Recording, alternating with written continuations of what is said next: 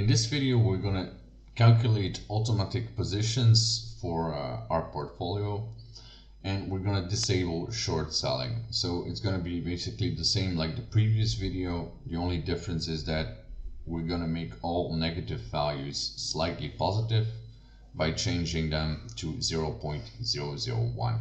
So we will keep a 0.1 percentage position for every stock that is bad performer in our portfolio.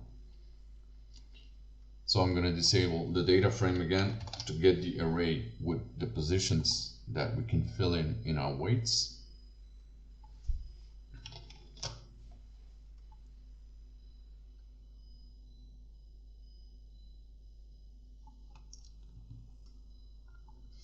I will remove the first one with 5% allocation. So this one will be portfolio 1 then.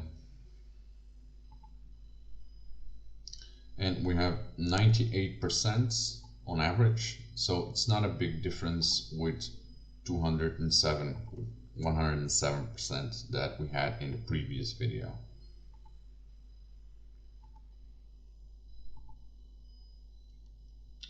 And the blue line is the new graph.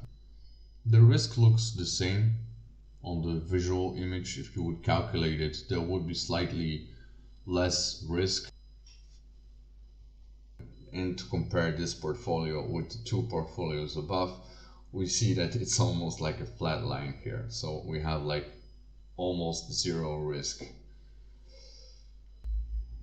But with this portfolio, we have a much higher return.